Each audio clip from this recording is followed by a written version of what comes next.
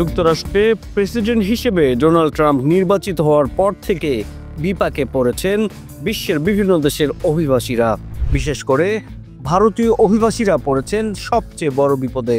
কারণ নথিবিহীন ভারতীয় অভিবাসীকে ফেরত পাঠাচ্ছে যুক্তরাষ্ট্র। এখন প্রশ্ন হয়ে দাঁড়িয়েছে, কোথায় যাবে এই অভিবাসীরা, কোথায় ঠাঁই হবে তাদের?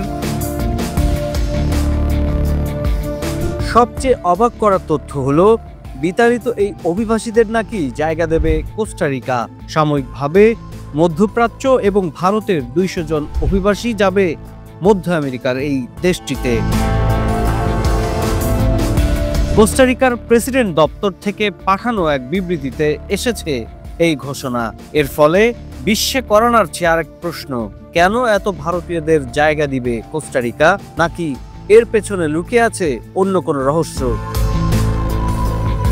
শুধু ভারত থেকে নয়, মধ্য এশিয়া থেকে যাত্রীবাহী বিমানে করে 200 জনকে পাঠানো হবে কোস্টারিকায়। এই সকল অবৈধ অভিবাসীরা কোস্টারিকায় গিয়ে কোথায় থাকবে, এটাই যেন এখন সবচেয়ে বড় প্রশ্ন।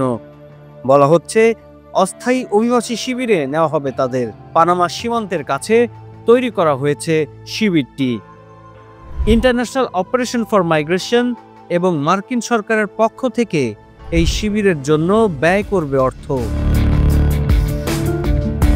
তবে কোস্টারিকা স্থায়ী জায়গা হবে নাকি বিতাড়িত করবে এই অভিবাসীদের, সেই সম্পর্কে এখনো কোনো ঘোষণা আসেনি প্রেসিডেন্ট দপ্তর থেকে।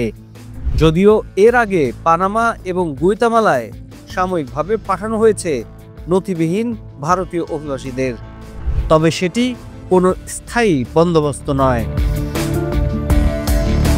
এখন প্রশ্ন যেন থেকেই যাচ্ছে, কোস্টারিকায় কি ভারতীয় স্থায়ী গন্তব্য হবে, নাকি তাদের ভবঘুরে হয়ে ঘুরতে হবে আরও বিভিন্ন দেশে, নাকি আমেরিকায় তাদের দেশে ঠাঁই দেওয়ার পুনর্বিবেচনা করবে?